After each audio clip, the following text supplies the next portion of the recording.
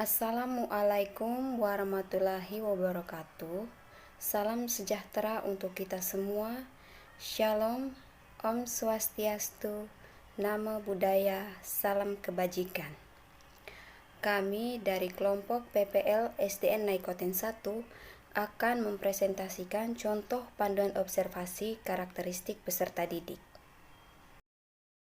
Beberapa aspek yang akan diobservasi yaitu etnik dan kultural, status sosial, minat, perkembangan kognitif, kemampuan awal, gaya belajar, motivasi, perkembangan emosi, perkembangan sosial motorik, perkembangan moral dan spiritual. Yang pertama, untuk aspek etnik dan kultural. Pertanyaan panduan, apakah terdapat keberagaman etnik dan kultural di dalam kelas? Tulislah data keberagaman etnik dan kultural pada kelas ini. Jelaskan apakah semua peserta didik dapat berinteraksi dengan baik bersama teman dari etnik dan kultur yang berbeda. Bagaimana sikap peserta didik dalam menyikapi keberagaman etnik dan kultur peserta didik lain di kelas mereka. Bagaimana pendidik mengorganisir peserta didik dengan keberagaman etnik dan kultur di dalam kelas. Sejauh mana siswa memahami materi yang tidak sesuai dengan situasi dan latar belakang etnik dan kulturnya. Untuk yang kedua, aspek status sosial. Pertanyaan panduan, bagaimana interaksi sosial antar peserta didik di dalam kelas?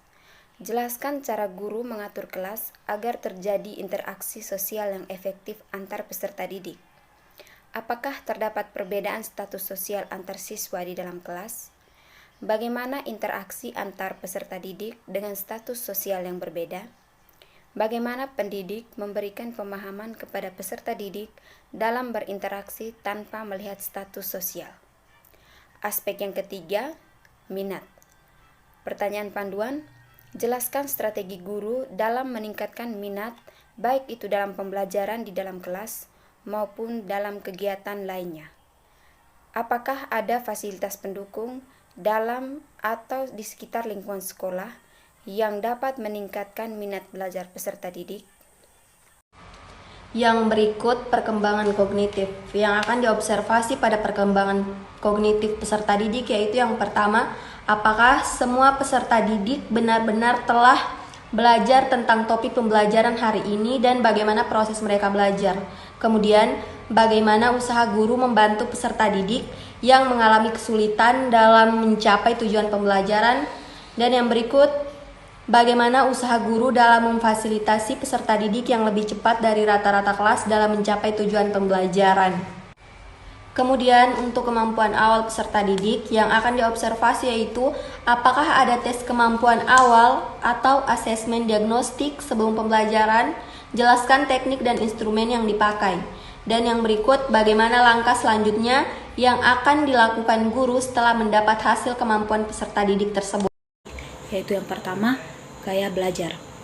Apakah guru mengelompokkan peserta didik sesuai gaya belajar? Jelaskan bagaimana metode pengelompokannya.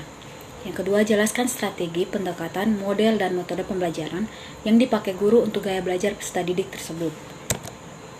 Yang kedua, motivasi. Bagaimana usaha guru dalam mendorong peserta didik yang tidak aktif untuk belajar?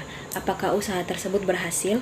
Jika tidak, langkah apa yang dilakukan guru untuk mengatasi masalah tersebut? Yang kedua, apakah motivasi dalam proses pembelajaran itu penting? Yang ketiga, itu berkaitan dengan perkembangan emosi peserta didik. Sejauh mana kelas dan ruang pembelajaran lainnya menjadi ruang ekspresi diri yang sehat untuk peserta didik. Yang kedua, bagaimana guru merespon peserta didik yang belum bisa mengekspresikan diri dengan tepat. Pada nomor 9 di sini kami membahas tentang perkembangan sosial dan motorik peserta didik. Ada dua hal yang kami observasi. Yang pertama yaitu secara umum bagaimana guru membangun atmosfer yang mendukung peserta didik untuk mengembangkan kemampuan bersosialisasi.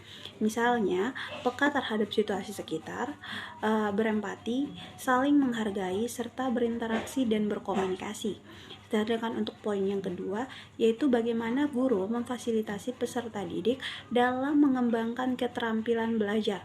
Contohnya yaitu kerja kelompok ataupun mengerjakan proyek bersama. Selanjutnya yaitu pada nomor 10 yang membahas tentang perkembangan moral dan spiritual peserta didik.